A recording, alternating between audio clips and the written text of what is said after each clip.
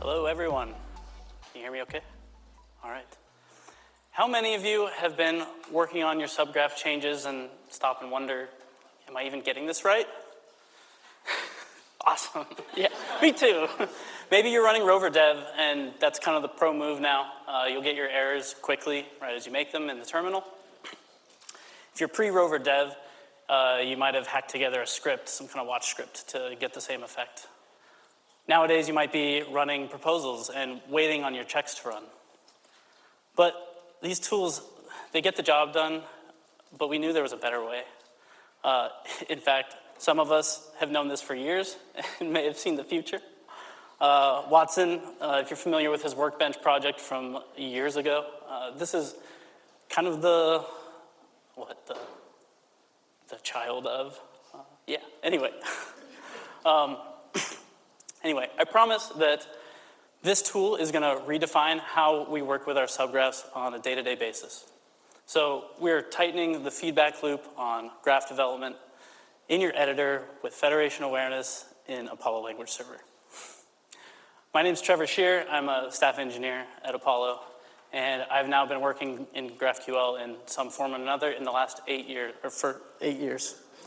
I've learned some of the ins and outs of the language itself, and I'm pretty well acquainted with federation and all of its rough edges at this point. Apollo has invested a lot of energy in solving problems for users and meeting our users' needs. The language server is aiming to make learning and using these features a lot more intuitive and enjoyable. Okay, here's what we'll cover today. First, I want to talk about some of my frustrations and some of the key challenges that subgraph authors face today. After that, we'll dive into what language servers are and how they work. And then we'll talk about the features that make Apollo Language Server a game changer and how it's going to transform your workflow. So, what are the real pain points that we deal with today? What kind of challenges are subgraph authors actually facing? Federation is getting to be fairly complex. So, if you're new to GraphQL or if you're onboarding into a new federated graph, there's a pretty steep learning curve. There's a lot to know. And maybe you're investigating federation and trying to bring it into your organization. Is it okay to bring that kind of complexity and ask your devs to learn all these things? For starters, we've got a whole suite of tools that you need to learn and master to be effective with using GraphOS, between GraphOS and Rover. We have a growing list of features that federation offers through this list of directives. And as we continue to solve more problems and add more features, this list continues to grow. We also have not just one, but two separate languages within GraphQL. So this first one might look pretty familiar. This is a requires directive.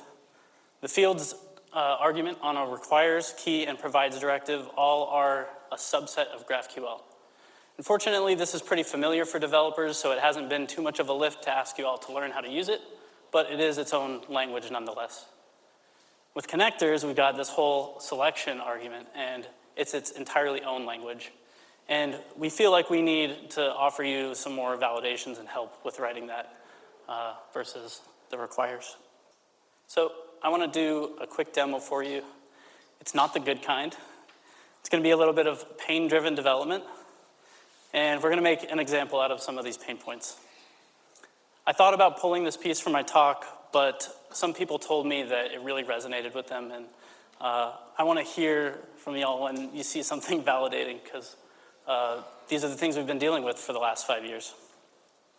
So let's jump in. We're going to start by adding a field to my cafe's supergraph. It's going to be a user's favorite coffee. So whenever I open my app, I want to see what my favorite coffee ordered is, or whatever my most ordered coffee is. We're going to need information from all three of these subgraphs in order to do that. So I'm a subgraph developer. I'm working in my customer's subgraph. I'm going to start by running Rover Dev. This is going to give me errors as I make them. And my first gripe here is going to be that, why do I have to run this command in my CLI? I have to eyeball scan and parse all of the errors we're going to see here. And I'm going to have to figure out where they are and what they mean. We'll start by adding our favorite coffee field that we want. And to get us going, we've got this unknown type coffee. If you're familiar with this error, this means that we need a reference to our coffee entity in order to do that. So I'm only working in my customer subgraph, but this coffee entity lives somewhere else. I'm going to need to reference my schema reference in order to get this. So let's take a look at that. I've got my coffee entity, and we know that this key field ID is over here, so I'm going to go ahead and use that for my reference.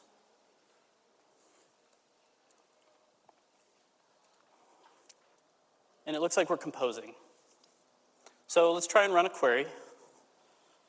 This is going to be, the router that's running from Rover Dev for us. And I have to do one little thing here for this to work. Okay. So I have a customer, her name is Alice, and we don't know what her favorite coffee is yet. And that's because I forgot to write a requires directive here. These requires directives allow us to pull information from other subgraphs off of, in this case, the customer entity. This one's going to be moderate complexity, and so I'm going to spare us the trouble of going back and forth with our reference. There are a lot of fields here that we need to go through the customer type to see this orders field on here. We would need to dig into the items list in order to see that there's a coffee and a quantity on here. And the classic move, I've forgotten to import my requires directive. If you saw the keynote, you saw how much I liked the solve here. Not my keynote, but the bit. Okay, our next error is that we can't query these fields orders. This is this top level field here, because it needs to have a reference in this subgraph. And we'll get that here. Again, this would take some back and forth between GraphOS to figure out what fields I can use in order to accomplish this. Similarly, we're going to need this order type and its nested order item. So there's a lot of boilerplate here, a lot of things that are kind of obvious if you know about the supergraph, but not so obvious as a subgraph developer without access to all of these fields and information within my tools. It looks like I've still got some errors. We need to write external for all of these. Again, another very predictable problem.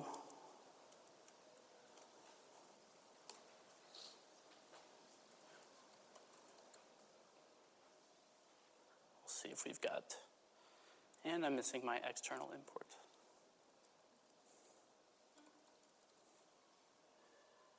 All right, we have composition.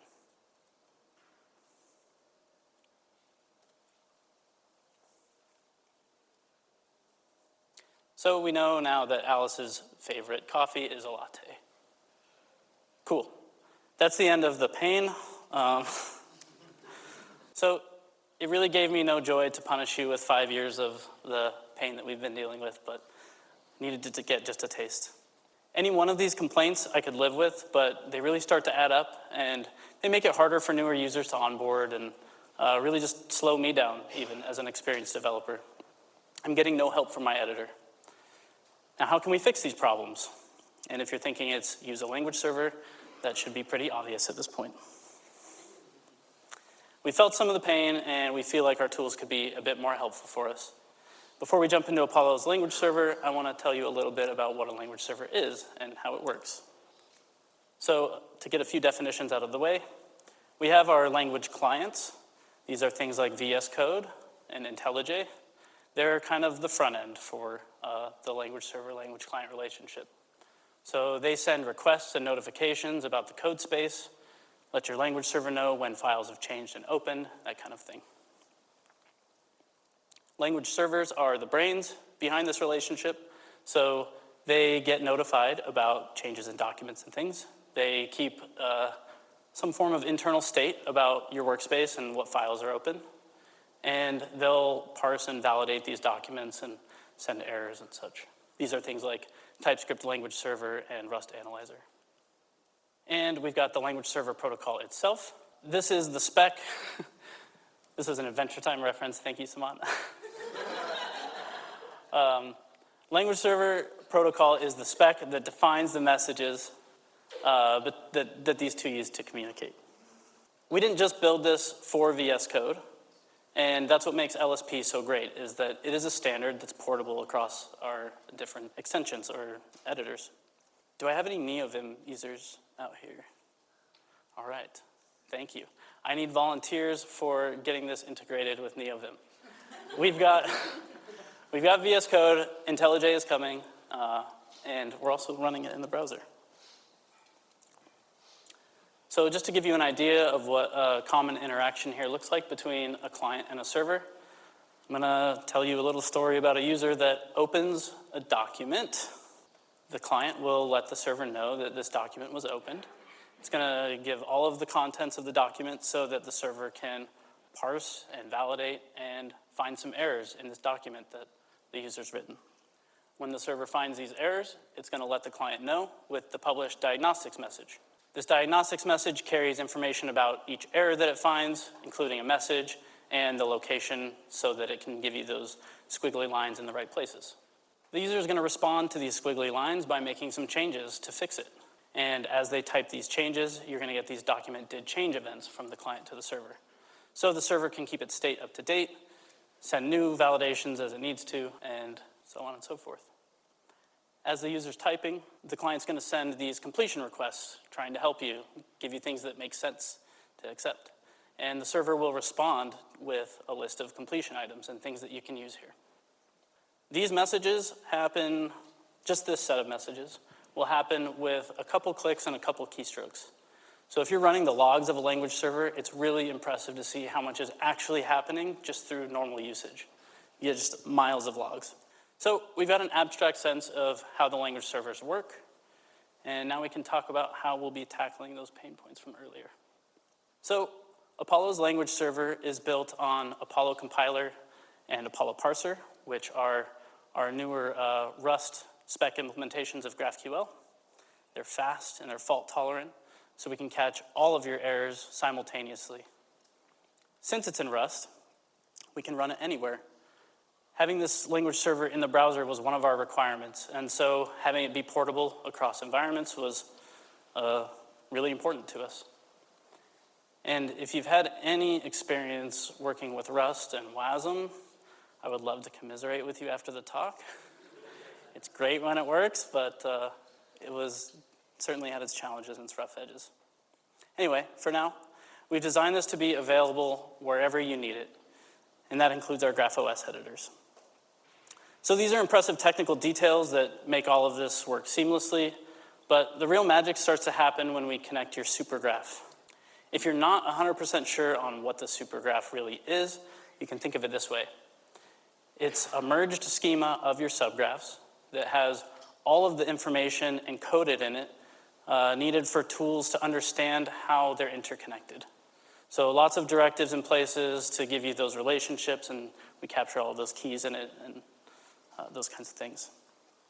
Composition is the act of taking subgraphs and turning them into a supergraph. So the magic here is that we run composition on the fly. So as you make changes to your documents, we're composing, we're getting the most up-to-date supergraph that we can, and we can provide you information on that. This also means that we can give you errors right as they occur. Rover Dev is pretty solid, but having editors like this is really a next level experience. So you've got your errors right where you made them, and I can get some information about them. Tightening the feedback loop in this way really doesn't just help you speed up your development flow. It teaches you what you did wrong and how to correct it. This is great for newer developers who don't quite understand federation yet and are trying to wrap their heads around how they're making these mistakes and what they mean. So this is really just the beginning. The supergraph is packed with lots of information that the language server can leverage. We're still exploring the possibilities, but it's been very exciting to discover and think about what these things might be. So let's get hands-on with some of these features. We're gonna jump over to my dev branch. None of my teammates know this exists yet. It's called Trevor's Summit Mess. And what I really wanna do is highlight some of the things that might be possible here. Yeah, thank you. Because everyone has to see this. Okay. How are we looking? Okay, cool. All right, so that favorite coffees example that we did before, I'm going to go back to it and we're going to redo it. This time a little simpler. And I need you to use your imagination a little bit because this isn't all working, but it's very close. It's good enough to show. Oh wait, I don't want this on. Okay, so I made some very obvious allusions to the kind of help I might be able to get here. Now, if my editor is looking at my subgraph right now, it could assume that I want to type the name of a type here, like ID or string, or any other type that exists in this subgraph, like customer or even query. The magic happens when we have your supergraph. So we can show you the entities that we know about here as well, because you might want to reference one of those, even though it's not in your subgraph yet.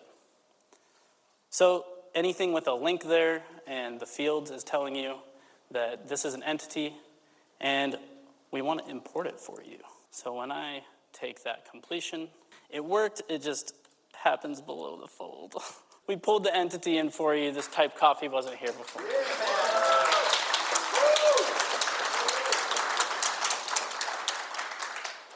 This is great. Like, you know you're going to type this, so we can just do that for you. All right. So we know we want to type this requires with our fields. And we also know what goes here. So inside of a requires, you can have any field from another subgraph on this entity. So if we ask the supergraph what fields are there, we'll see that, oops, you have orders, and our supergraph knows that orders is a type, so we're going to open up those brackets for you. And that's kind of where the fun stops on this part. I haven't gotten the recursion down the types yet, but what I would like for to happen is that we import this orders field for you right here and mark it as external. And order just got pulled in for us below the fold. I'm sorry you didn't get to see that, but it's cool. This is kind of the vision that I'm having about what it means for your language server to understand your supergraph. You know, there's a lot of stuff that, if you had your supergraph printed out right next to you, you know those things are there, and you know that your editor could know those things, but it's just never done it for us in the past. So these kinds of things are invaluable to newer developers, or if you're not familiar with the graph that you're working in, it just shows you everything you need to know right there and everything that's available to you.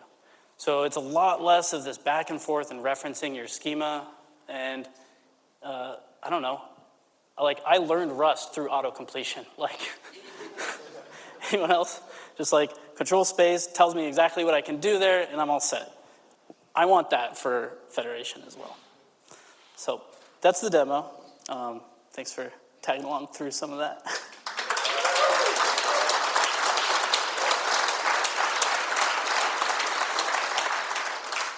Let me see if I can swipe. All right, I know what you're all thinking. This is exciting, and when can I use it? I have great news for you. If you're a GraphOS Proposals user, you might have already noticed the change. In fact, I know 100 of you already did because our graph yesterday was off the charts. Thank you all for trying it out and checking it out. Super cool to see that. So, over 100 users have directly run composition in their browser and shifted errors left into their browser from the checks page. It's great. And coming soon to VS Code, it's actually available now through a preview. All you have to do is add, or make sure you have a supergraph YAML file and add a small change to your Apollo config. And that's it. It's really easy to get started. Thank you all. I hope that...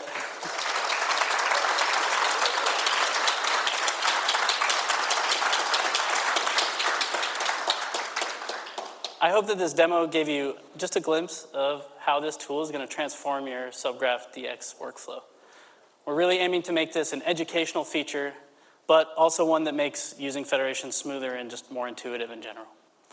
Whether you're just getting started writing subgraphs or if you're a seasoned pro already, we want to help you focus on what matters when you're building out your federated subgraphs. Now, also, I hope I got some of you thinking like, man, I wish my editor's been able to do this or that. And if you have any of those ideas, I want you to come talk to me at the lounge afterwards, and I will take them down because we're still trying to think of those things. Anyway, try it out and let us know. I hope you're all having an amazing time at GraphQL Summit, and thanks for joining me.